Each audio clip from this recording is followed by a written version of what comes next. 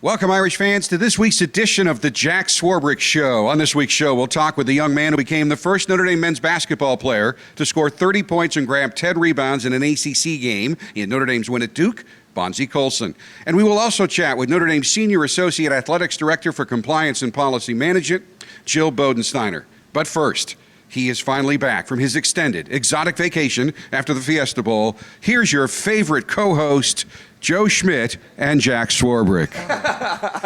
Oh, man. Exotic. I wasn't even sure I was going to get introduced in that. Where the heck have you been? Our ratings have plummeted. I've been in, obviously exotic places, doing a lot of work, charity work, just around the world doing different things. I was co-hosting with Nolan. He won an Emmy. The guy's he's an Emmy winner. Yeah, well. He's a big deal. Somehow you have appealed to our audience. It escapes me, but I don't know. I want to see the numbers. I want to see what our market has to say. Our Arbitron ratings. Yeah, let's see it. Yeah, we'll get those pulled up for you right away. So we're going to talk, because you and I haven't had a chance to. We're going to talk a little bit about the bowl game, but do tell us from the end of that experience till now, what have you been up to? So I spent a few days in Scottsdale after the game, kind of just decompressing and enjoying the desert winter. It's a great place, Scottsdale. So I did that, and then my older sister had her fourth child, which is pretty cool. She's living in Chicago. So my mom flew immediately from the game in Phoenix to Chicago to see the baby. So I had the car, so I had to drive it home.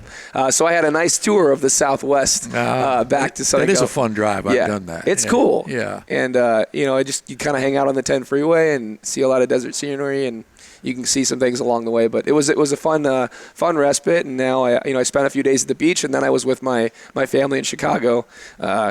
Kissing a little baby and hanging out with her. She's so cute. Sophia Grace, one of four. My sister is a true Notre Dame woman, married the captain of the baseball team, and now they have 4 children at 31, and they're living the dream. Well, she's just setting the standard for you, man. I know, right?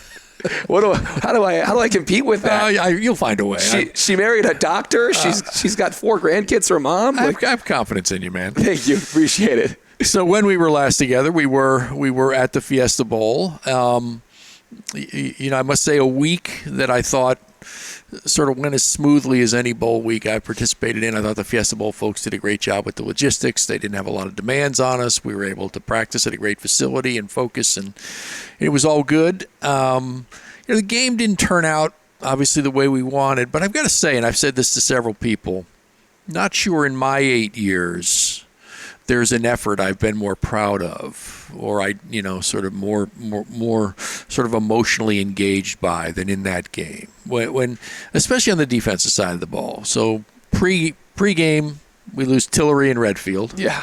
We're already down 2 corners. We're down a safety and Drew. We're so thin. And then in the course of the game, we lose 2 guys at the same position, but of course one of them being Jalen, who goes down with the most unfortunate industry possible. And despite all that, it's 28-21 in the third quarter. Yeah. I know you must have been really proud of the effort. Yeah, I do want to, before answering that, I do want to reiterate that the Fiesta Bowl did an incredible job while we were down there, and I just wanted to say thank you to them and their entire staff for doing performing a world-class bowl experience for us. But yeah, no, I think it was the way that game kind of played out. It was kind of tough, but I think it demonstrated the same resilience, the same will to win, the same love for each other that we kind of tried to demonstrate all year. And you kind of hit it on the head. We lost a lot of guys, 2 guys in pregame in the week leading up, which is a bummer.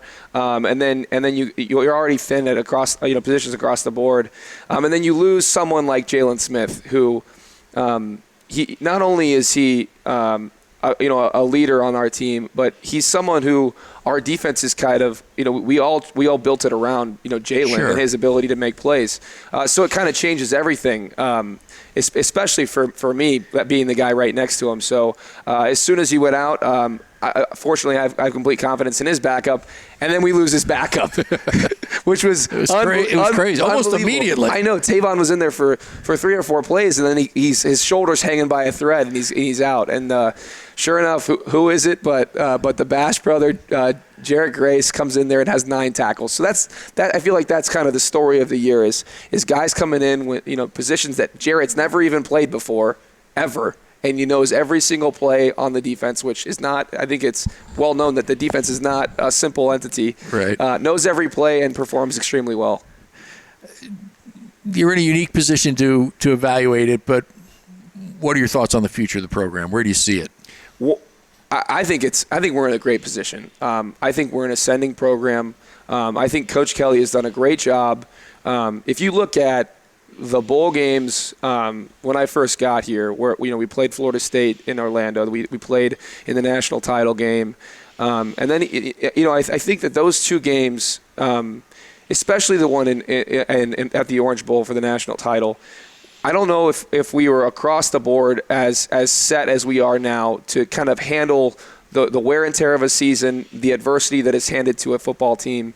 And I mean, you look at the team this year, and we absorbed, I think it's like 20 injuries to 22 starters, which is I don't know if I've ever heard of anything like that. It's crazy. Yeah.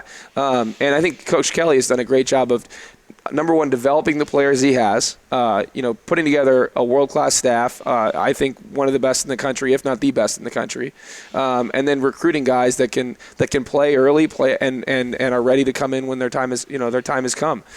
So I love the future of the program, where we're looking. I think the guys that are going to be here next year, we've got some excellent leaders.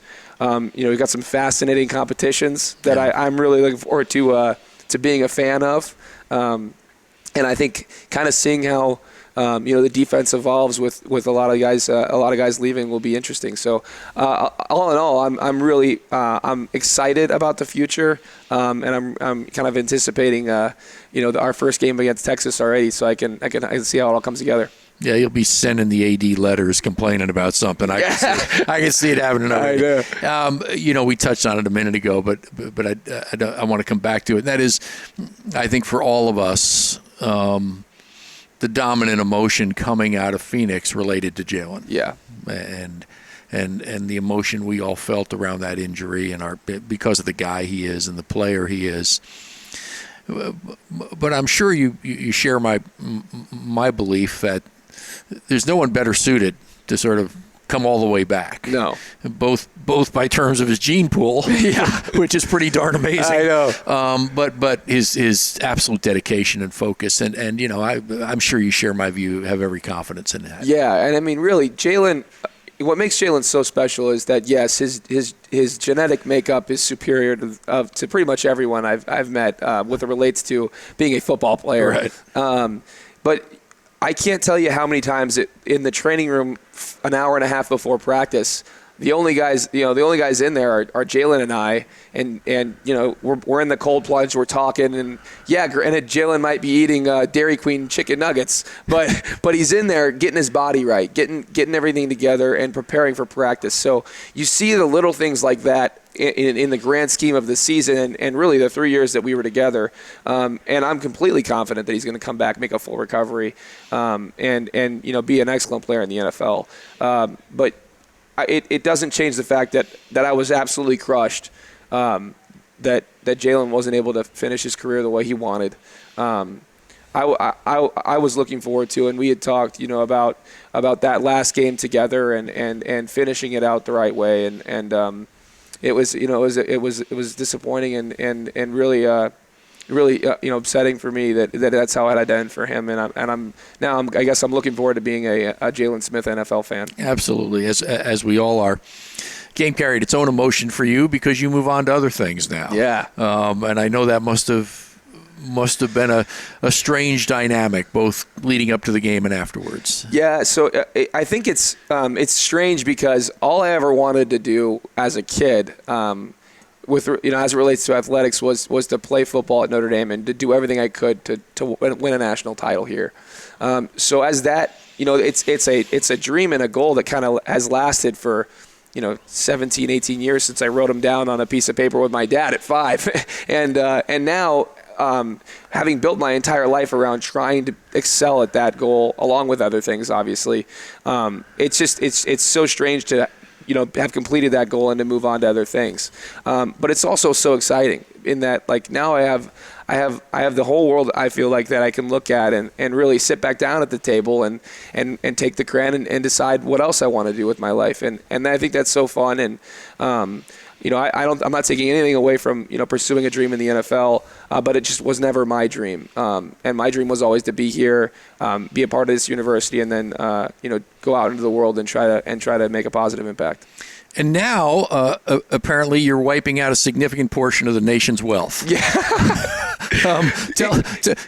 There's a coincidence. There's a timing coincidence between what you're doing now and what's going on in the economic fortunes of the United States. Tell us what you're up to. I'm not going to say that I have a direct relationship between the stock market going way down and starting work at the Notre Dame investment office.